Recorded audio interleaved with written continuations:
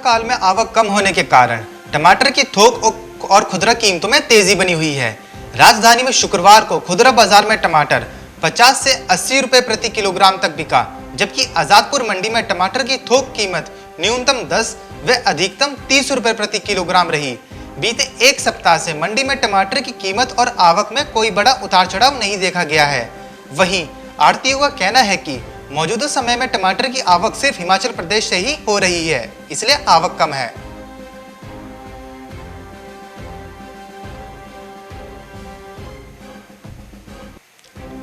कुल्लू में सब्जी मंडियों में एकाएक टमाटर के दामों में भारी गिरावट आ गई है।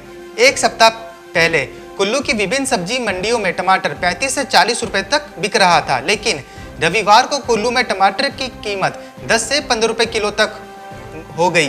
टमाटर के दामों में 50% तक की गिरावट से सैकड़ों किसान काफी चिंतित नजर आ रहे हैं। बुलंदशहर प्रदेश में गेहूं उत्पादन करने में अग्रणी जिले के किसान अब गन्ने की खेती में मोह रखने लगे हैं। किसानों ने गन्ने की खेती की तवज्जो देनी शुरू कर दी है। गत दिनों सर्वे के दौरान मामले का खुलासा हुआ। पिछले 5 वर्षों में 125.84 लाख क्विंटल गन्ने का उत्पादन बढ़ गया है। इसके साथ इस बार 108 हेक्टेयर रकबा भी बढ़ा है। गेहूं, फल और सब्जी उत्पादन करने वाले किसानों का रुझान अब गन्ने की ओर ज्यादा बढ़ने लगा है। एक बार बुआई के साथ 2 वर्षों तक उत्पादन होने वाली फसल का समर्थन मूल्य भी किसानों को मिलने लगा है। लखनऊ में निर्यात और नई फसल की बेहतरीन आमद की उम्मीद से चना, चावल और गेहूं सस्ता हो गया। चना की कीमत में सबसे ज्यादा कमी आई है। पिछले 20 दिनों में चना की कीमत में लगभग 15 रुपए किलो की गिरावट आई है। वहीं चावल में 3 रुपए और गेहूं की कीमत में 2 रुपए की कमी आई है। बाजार के विशेषज्ञों का कहना है कि अगर चीन का तनाव कम और खाड़ी देशों से निर्यात शुरू नहीं हो पाया तो राशन के दामों में और गिरावट आ सकती है। उन्नाव में इस साल की शुरुआत से अभी तक अन्नदाता प्रकृति की मार ही झेल रहा है। पहले बेमौसम में रिकॉर्ड बारिश हुई, जिसके चलते गेहूं की पैदावार प्रभावित हुई। अब जून जुलाई में औसत बारिश न होने से धान की फसल को नुकसान पहुंचने की आशंका जताई जाने लगी है।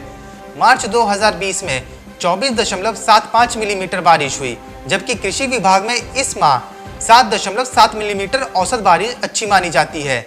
वहीं अप्रैल में औसत बारिश 6.6 mm होनी चाहिए, लेकिन इस बार 25.25 mm ही बारिश हुई।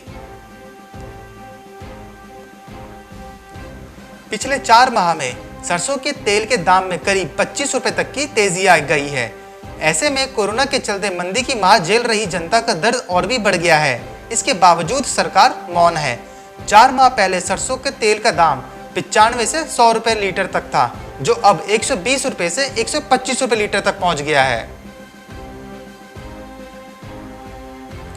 चीन से आमद पर लगे बैन के कारण इस बार पूरे सीजन में हिमाचल लहसुन की देश भर में सबसे बड़ी डिमांड है। इस समय सोलन मंडी में लहसुन का थोक रेट 180 रुपए प्रति किलो तक पहुंच गया है। मई में 60 रुपए प्रति किलो चल रहा लहसुन का रेट 3 गुना तक बढ़ गया है। सोलन की मंडी से देश की सभी मंडियों में लहसुन जाता है। मंडी के कारोबारियों के मुताबिक अभी अगले कुछ समय तक लहसुन के रेट उछाल पर ही रहेंगे। चीन के लहसुन पर बैन के अलावा रेट में इतना उछाल आने की दूसरी वजह इन दिनों हिमाचली लहसुन की कम आमद भी है। एमपी की शाजापुर मंडी में मानसून लेट होने और मांग में कमी के कारण पिछले सप्ताह बड़े लहसुन के भाव एक बार फिर थम गए हैं। इससे आवकों में भी कमी हो गई है। इधर प्याज के भाव में भी गिरावट दर्ज की गई है। जिले का लहसुन अच्छे स्वाद के कारण महानगरों में पसंद किया जाता है। शाजापुर के लहसुन का स्वाद तीखा होता है, जो टर्की के लहसुन में नहीं होता। महानगरों में पूर्ति के लिए विदेशों से भी व्यापारियों द्वारा लहसुन मंगाया जाता है। बांदा में सावन की बारिश भी खेतों को लबालब नहीं कर सकी। मानसून की इस बेरुखी से चित्रकूट धाम मंडल में धान की खेती को झटका लगा है। आमतौर पर 15 जुलाई तक पूरी हो जाने वाली धान की रोपाई अब तक 50% ही हो पाई है। 15 जून से शुरू होने वाले मानसूनी मौसम की शुरुआत अच्छी रही। जून में औसत बारिश 116 मिलीमीटर के सापेक्ष 218 मिलीमीटर बारिश रही। अमरूद और कीनू के बाग लगाने पर सरकार किसानों को 50% अनुदान देगी। आगरा जिले में इसके लिए अभी तक 100 किसानों ने अपना पंजीकरण भी करा लिया है। योजना में अभी 35 हेक्टेयर कीनू और 5 हेक्टेयर अमरूद की खेती बची है। राष्ट्रीय एकीकृत बागवानी विकास मिशन योजना में 50% अनुदान के लिए आगरा में 85 हेक्टेयर कीनू की बागवानी और 10 हेक्टेयर अमरूद की खेती का लक्ष्य रखा गया है। इसमें अभी तक 100 किसानों ने 50 हेक्टेयर कीनू की खेती और 5 हेक्टेयर अमरूद की खेती के लिए पंजीकरण कराया है। Bureau report, market times TV.